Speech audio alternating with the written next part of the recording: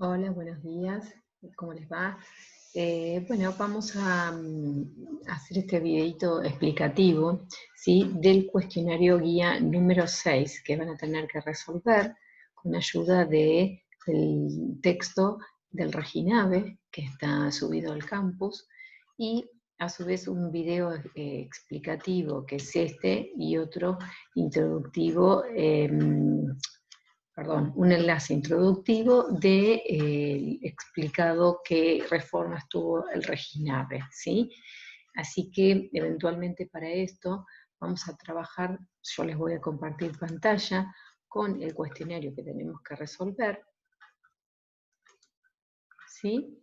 Y acá tienen el cuestionario número 6, que tienen que resolver sobre el régimen contravencional, ¿sí?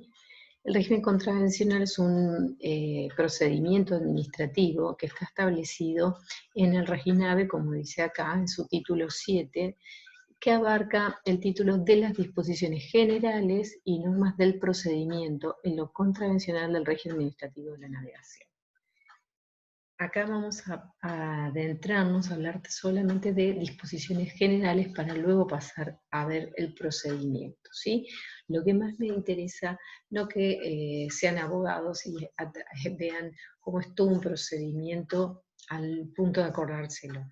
Simplemente quiero que entiendan con este abordaje temático qué sumarios pueden tener, cómo los pueden resolver, ¿sí? Cuándo pedir ayuda a un abogado. Yo lo aconsejo siempre, no por un tema de conseguir cliente ni mucho menos, sino porque de acuerdo a cuál sea el problema, eh, tienen que abordar esto desde lo jurídico.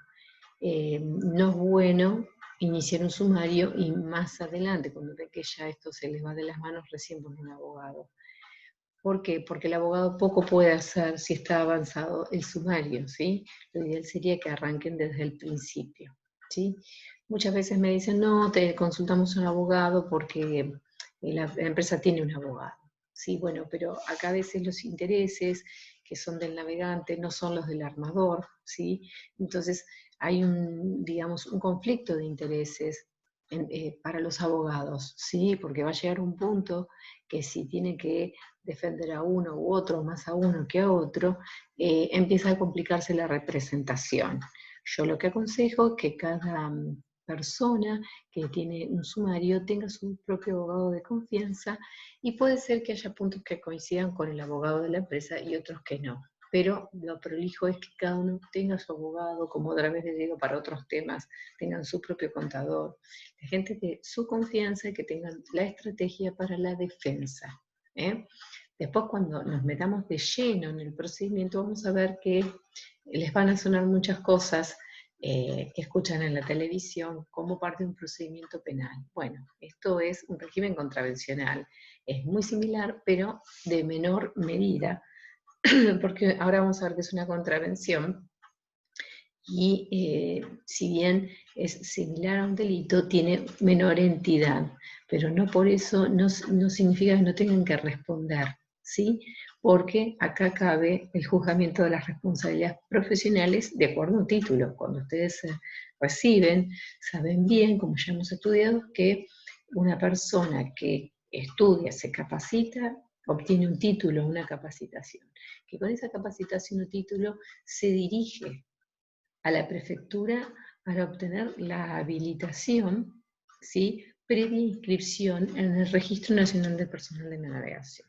Entonces, lo que ustedes tienen que hacer a lo largo de su vida laboral es proteger esa habilitación, ¿sí? De estas cuestiones. Si ustedes inician un sumario, corren riesgo de ver que se le apliquen diferentes sanciones al punto de que los suspendan en la matrícula o los inhabiliten, perdiendo así lo que tanto les costó, que es la habilitación previa capacitación. Bien, hecha esta introducción es para que ustedes vean la importancia que tiene este tema y no lo vean como algo abstracto, ¿sí? Decir lo tengo que estudiar de memoria. Entonces, yo más o menos voy a tratar de evacuar estas preguntas que están establecidas a propósito de forma ordenada al texto del Reginave para que ustedes no se pierdan a la hora de la contestación.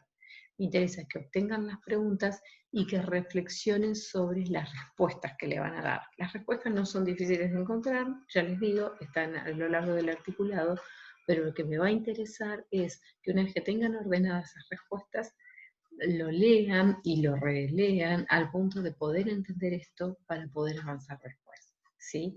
No me interesa tanto en sí la respuesta a este cuestionario, sino lo que permite hacer después. Les abre las puertas para meternos en este régimen contravencional. Entonces, aclarado esto, lo que les dice acá precisamente es que consulten el Reginave, que se encuentra subido al campus de la escuela, ¿sí?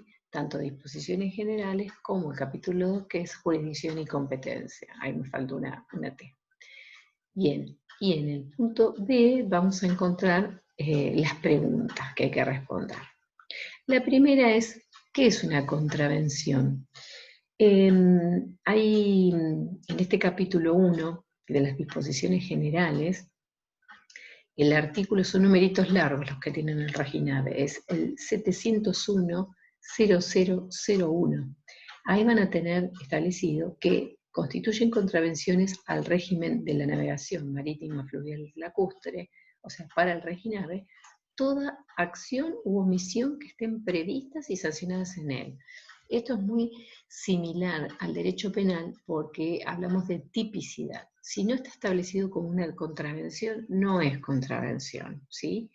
Insisto, si no está establecido, escrito que eso sea una contravención, no puede ser tomada como una contravención. Por lo tanto, cuando a ustedes les llega una notificación por un sumario, tiene que estar ahí, o cuando se presentan en la prefectura, explicarle por qué están ahí y cuál es la contravención, con un número como el que acabo de leer, larguito, o de otra resolución, para ver qué es lo que se les imputa. Entonces, porque tiene que estar establecido que eso sea una contravención, si no, no pueden estar atravesando un sumario, ¿sí? Bien. Después, ¿cuál es el organismo que se encarga de la aplicación de las contravenciones del Reginave? La Prefectura Naval Argentina por excelencia. Si hay otro tipo de sumarios, podría haber otro tipo de organismos de juego como la Secretaría de Pesca. En el caso de la actividad de ustedes, hay Secretaría de Pesca en cuanto a, y el Consejo Federal Pesquero, en cuanto a normativa de la Ley Federal de Pesca o la Ley Provincial de Pesca, según el principio que estemos utilizando, si es permiso provincial o nacional. Bien, y acá se los dice, el artículo 701.0002, dice, las presentes disposiciones serán de aplicación en el ámbito de la prefectura, ¿sí? ¿Por qué siempre la prefectura? Porque más allá que la violación o la contravención sea por una infracción a la ley de pesca, la autoridad que instruye el sumario y lo cita a declarar y a llevarlo adelante sigue siendo la prefectura, que instruye sumarios. Bien, y el artículo 701.0003, ¿sí? Habla de el principio de retroactividad en la primera parte y en la segunda parte, como le dice la pregunta 4, la analogía. Entonces dice, para la irretroactividad no puede incoarse causa alguna por falta o contravención, sino en virtud de una norma anterior al hecho, que concretamente prevea y califique como tal la conducta juzgada. Es decir, si ustedes cometen una contravención, una infracción, el día 15 de septiembre, ¿sí? No puede aplicarse una contravención que se comenzó a prever el 20 de septiembre, porque no puede ir hacia atrás en el tiempo. El reo, el imputado, no puede estar con una incertidumbre jurídica, porque si a la fecha que cometió la infracción, la supuesta infracción, no estaba previsto, tiene una explicación. El beneficio para el reo, para el imputado, no es porque se beneficie siempre, sino que se entiende que, aunque no sepa que eso puede estar mal, si no está previsto como contravención, no habría un límite que atravesó. Entonces, por lo tanto, no se lo puede imputar, ¿sí? La analogía es esto de que no se puede aplicar una solución a un caso por similitud con otro. Esto es un principio que sí se usa en el derecho común, pero no en el derecho penal argentino. Por lo tanto, como el procedimiento es similar como con aplicado a un delito menor, la analogía tampoco se puede aplicar acá. Entonces, si leemos el 701.0003 en su segunda parte, dice que no puede aplicarse analogía en otra norma que rija el caso, ni interpretarse extensivamente contra el imputado, ¿sí? Es un principio pro reo, tanto el de retroactividad como el de analogía. Acá dice si es aplicable el Código Penal argentino. Fíjense la relevancia que él les iba diciendo respecto del Código Penal argentino. Y el artículo 701.0004 les dice que las disposiciones generales, es decir, la primera parte del Código Penal argentino, son supletoriamente aplicables en cuanto no se opongan a la presente reglamentación. ¿Por qué? Porque lo específico es el reginare y se complementa cuando pueda ser aplicable por el Código Penal argentino. Ya después vamos a ver cómo es esa aplicación. Por ahora simplemente que hay que responder que se aplica de manera supletoria. Bien. Explique el principio que también es pro reo, el no bis in idem, que es, lamentablemente lo tengo que poner en latín porque es el nombre, es como si yo no me llamara Fernanda, si me quieren poner otro nombre. El artículo es el 701.0005, dice que nadie puede ser sancionado sin una sola vez por el mismo hecho. Es decir, una vez que se juzga, se termina el tema ahí. No se aborda dos veces por la misma infracción. Solo un procedimiento y una sanción por infracción. Bien, explique el punto 7, explique el principio del indubio pro reo, que está en el artículo 701.0006, y dice, en caso de duda, debe estarse siempre en favor al imputado. Este es el principio general pro reo, ¿sí? Siempre que haya una duda, siempre es en favor del reo o del imputado. Esto las veces cuando ustedes escuchan a los abogados en la tele, vamos a atacar de nulidad, vamos a plantear la nulidad del procedimiento. Bueno, se refiere a la aplicación de este principio. Si hay dudas, si el procedimiento está mal llevado, si no hay una buena defensa o se viola cualquier garantía establecida en la Constitución que está en favor del reo, ¿sí? Se aplica este principio. Y ustedes estarán diciendo, pero todo a favor del reo y el resto de los ciudadanos. El tema es que no se tienen que olvidar que el principio de inocencia que establece la Constitución, que todo se considera inocente hasta que se demuestre lo contrario. Por lo tanto, tenemos que pensar siempre que puede haber, cuando tenemos certeza 100%, bueno, me dirán qué beneficios pueden tener, bueno, pero cuando hay dudas, ¿sí? Cuando hay dudas sobre este tema, siempre hay que estar en favor del reo, para no caer en un injusto, si es inocente.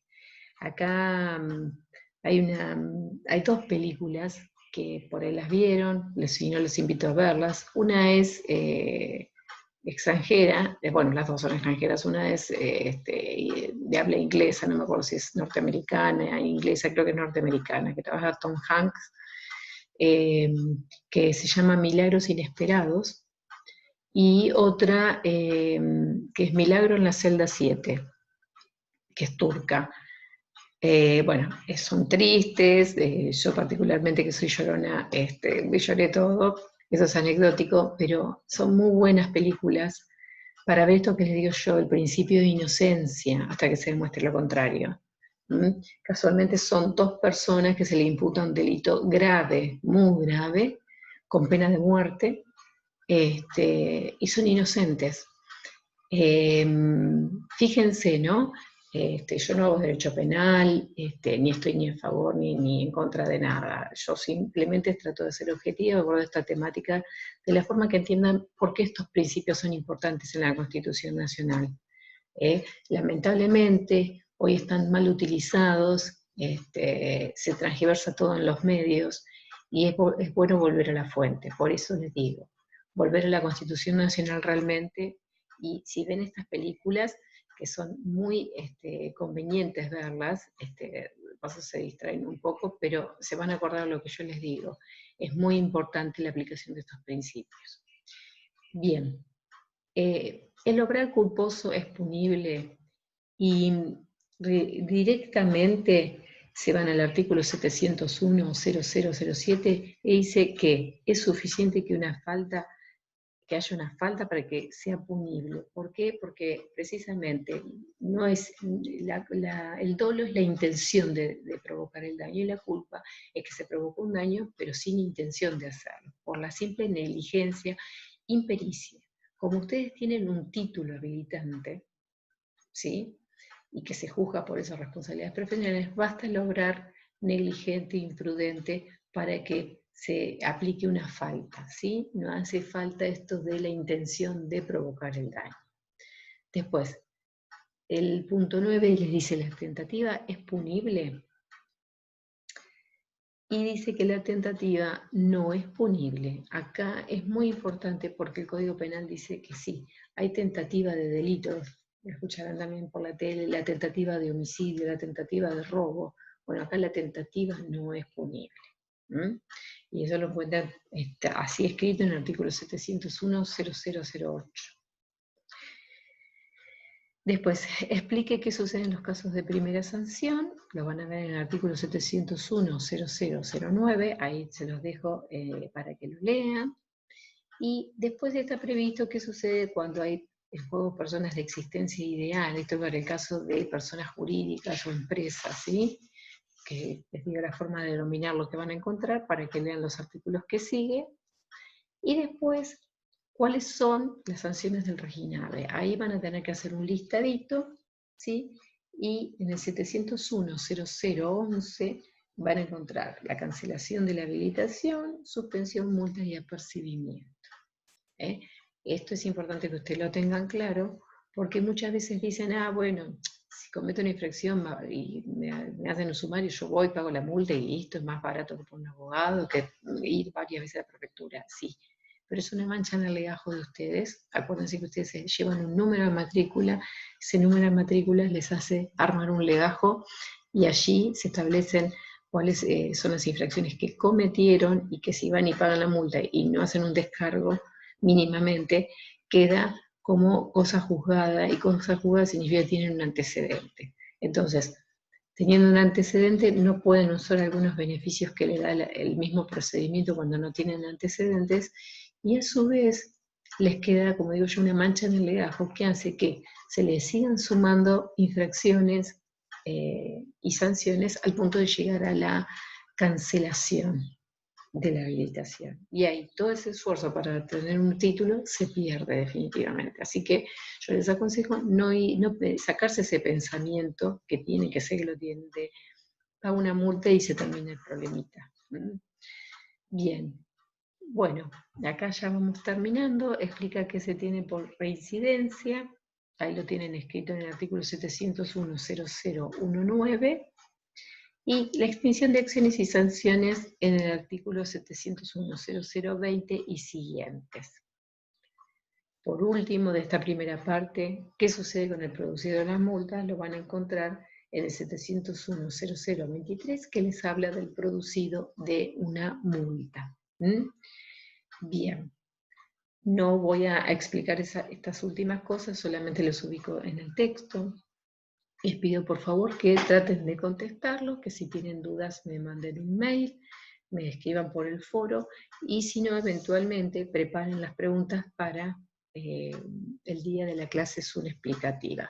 Tienen tiempo, acuérdense que tienen 2 semanas para ir resolviendo esto, ¿sí? Tienen el reginave donde apoyarse, y fundamentalmente en este capítulo que les he citado y he mencionado arriba al principio, ¿sí?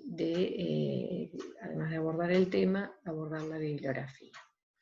Quedo a disposición, ahí vamos saliendo del compartir, quedo a disposición de ustedes. me pueden escribir, pueden armar las preguntas estimativas para clase Zoom, porque la clase Zoom es de consulta por el tiempo que tenemos, ¿sí?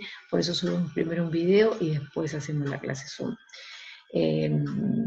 Les pido que hagamos un último esfuerzo en esta última parte de la etapa del año, ¿sí? Estamos todos cansados, pero es el último empujón. Así que bueno,